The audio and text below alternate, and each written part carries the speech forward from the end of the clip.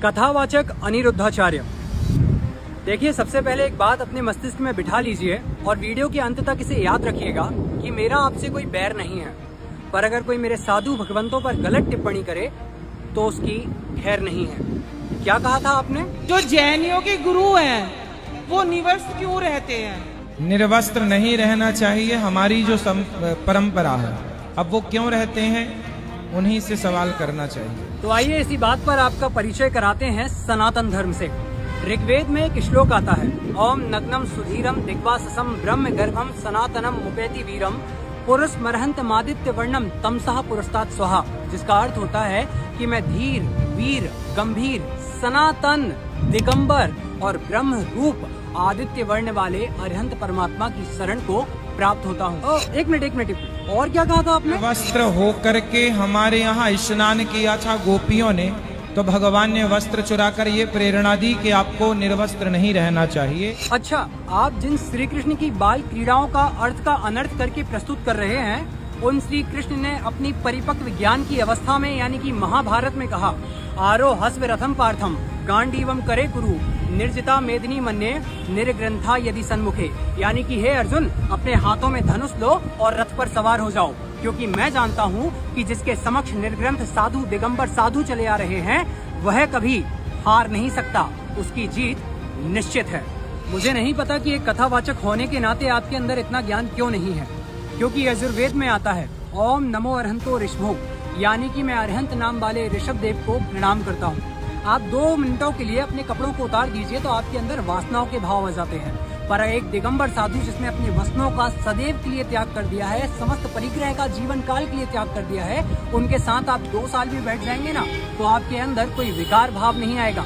यह ताकत होती है एक निर्ग्रंथ दिगंबर अवस्था की। इसलिए तो आपके ही कुल के एक बड़े भाई ने कहा है, जैन धर्म के मुनियों की तपस्या पूरे विश्व के लिए शोध का विषय बनी। आपके दक्षिणामूर्ति सहस्त्रनाम ग्रंथ में लिखा हुआ है, शिववाच जैन मार्ग रतो जैनो जित क्रोधो जितामया, यानी कि जैन मार्ग में रति करने वाले जैनी क्रोध को और रोग को जीतने वाले होते हैं, और यह कहने वाले स्वयं शिव जी हैं। तो मुझे ऐसा लगता है कि चलो ठीक है, आपको हमारे शास्त्रों का ज्ञान नहीं होगा, पर अपने शास्त्रों का तो ज्ञान होना चाहिए ना आदरणीय। जिन महातपस्वी निर्ग्रंथ दिगंबर साधुओं की चर्या पर आपने एक प्रश्न चिन्ह खड़ा कर दिया, उनकी साधना का 1 घंटा आपकी जिंदगी भर की साधना, तपस्या और त्याग पर हावी है। क्या आपको पता है, जब कभी हम मुनि भगवंतों के कक्ष में जाते हैं तो निस्सही बोलते हैं और आते हैं तो असही बोलते हैं। उसका उद्देश्य होता है कि आपके चरणों में कई रिद्धियां, सिद्धियां और देवतागण बैठे हुए होते हैं, कहीं उनको हमारे कारण कष्ट ना हो जाए, क्योंकि वे तो अदृश्य हैं, इसलिए हम उनसे हटने के लिए प्रार्थना कर रहे हैं। आपका एक नगर पुराण है, उसमें आता है, 10 घोर जितेर विप्रे यत फलम जायते कृते मुने अरहत सुभक्तस्य तत्फलम जायते कलौ, यानी कि सतयुग में 10 ब्राह्मणों को भोजन कराने का जो फल प्राप्त होता था, कल युग में वही फल एक दिगंबर जैन मुनि को आहार कराने से प्राप्त होता है। मैं ये सारी चीजें आपको इसलिए नहीं बता रहा हूँ कि मेरे अंदर ज्ञान अधिक है, बल्कि इसलिए बता रहा हूँ कि ऐसी गलती आपसे पुनः ना हो। भागवत के 5वें स्कंद के अध्याय 2 से 6 तक भगवान ऋषभ देव का स्तुति परक वर्णन है, पर आपको यह नहीं पता होगा। उसका कारण है, कथा वाचन अगर धर्म ही रहे तो बहुत अच्छा है, परंतु धंधे के मार्ग में अगर थोड़ा सा भी खिसक गया तो हम मूल को छोड़ करके यहाँ वहाँ उलझ जाते हैं। आदरणीय अनिरुद्धाचार्य जी, मेरा उद्देश्य आपको आहत करना या फिर आपका उपहास उड़ाना नहीं है। बहुत सारी वीडियो क्लिप्स थी जो मैं देख रहा था, जिनको यहाँ पर अगर मैं ऐड कर दूंगा तो आपका मजाक भी बनेगा और बहुत सारी चीजें विपरीत भी जाएंगी, पर मेरा उद्देश्य तो सिर्फ इतना सा है कि जब एक पिता को कुछ कहा जाता है तो उसका पुत्र शांत नहीं रह सकता, और यदि वह शांत रहता है तो वह कायर है। तो फिर तो आपने मेरे माता पिता से बढ़ करके मेरे धर्म के लिए कुछ कहा है, और मैं अपने राष्ट्र और अपने धर्म से आगे किसी को नहीं मानता। तो बस इतना सा निवेदन है आपसे कि हमारे मुनि भगवंतों के विषय में जो टिप्पणी आपने की है, उसके बदले में आप वैसे ही खुली मंच से लाखों भक्तों के बीच में क्षमा मांगे, क्योंकि त्रुटि हुई है तो क्षमा मांगना चाहिए।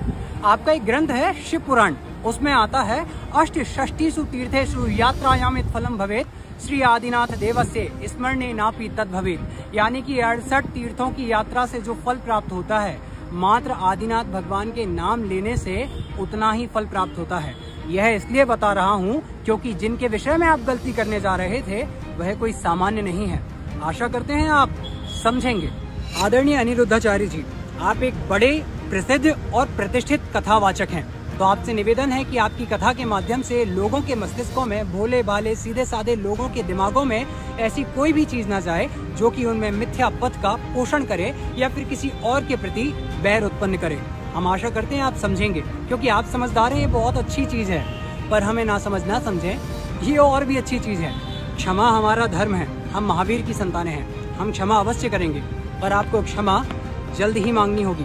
आशा करते हैं आप हमारे इस विनम्रता पूर्वक आग्रह को समझेंगे और मेरे द्वारा कहे गए किसी भी वक्तव्य में कुछ बुरा लगा हो तो सादर उत्तम क्षमा। सादर जय जिनेन्द्र। वीतरागी सर्वज्ञ केवली भगवान श्री राम की जय।